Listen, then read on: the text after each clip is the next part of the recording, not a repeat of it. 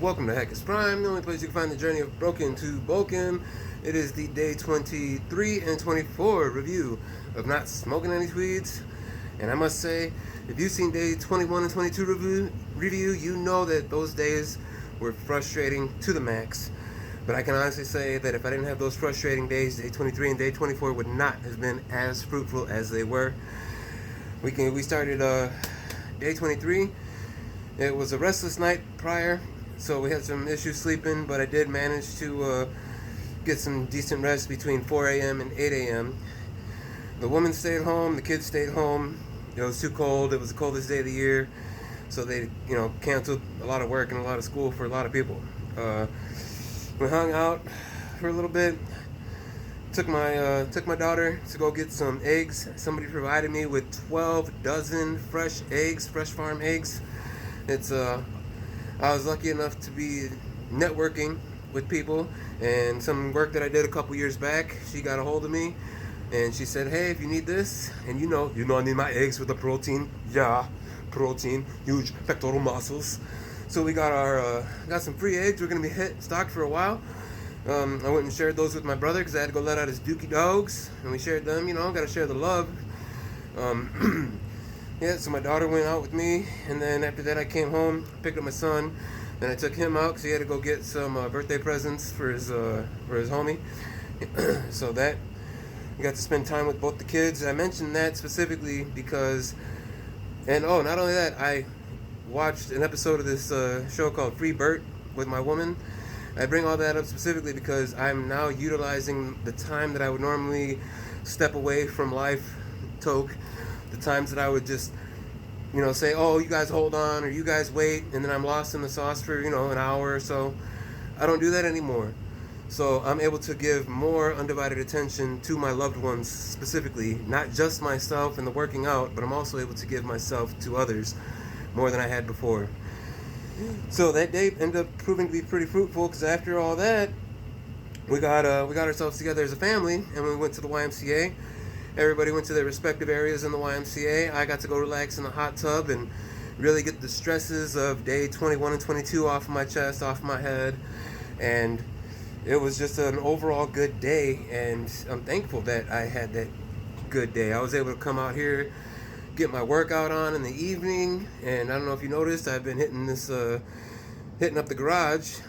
I used to hit the garage up every night before bed. Now when I hit the garage up, we're racking out weights, chest presses, got that squat rack, we got our 50-pound dumbbells, as you can see right here. We love these bad boys.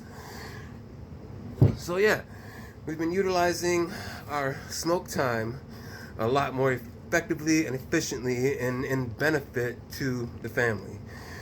Day 24, right? This is where it gets good.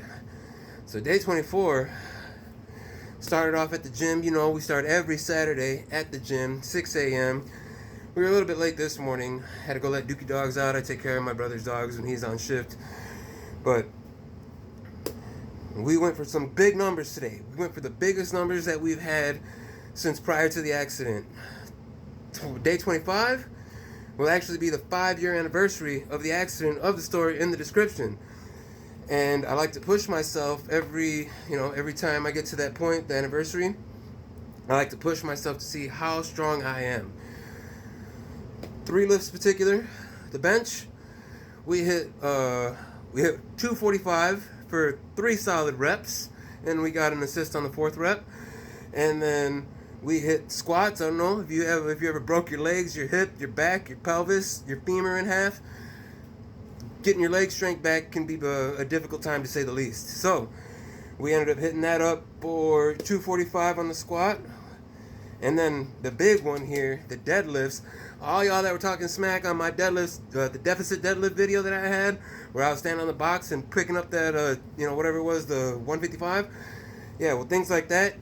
315 on the bench. 315 on the bench. You understand what that means? After all the things that I've been through, all the fucked up shit that I put my body through, 315 on that deadlift, 245 on the squat and the bench.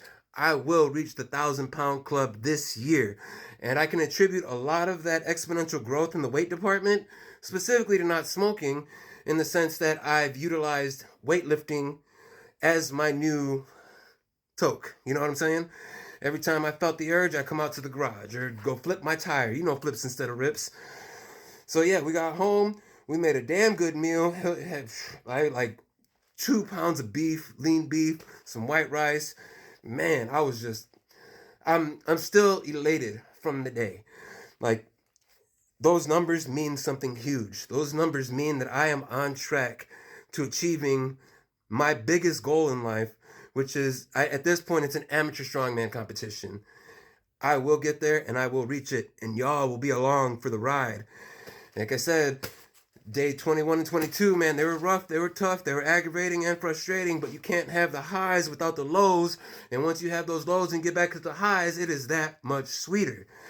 So once again, like I always tell y'all, get up, get out, go do something positive for yourself. Find yourself. Learn to love yourself. You owe it to yourself because you're way more than you believe to be. That's about all I got. We're at that 6-minute mark. You know I like to keep them short and sweet for you.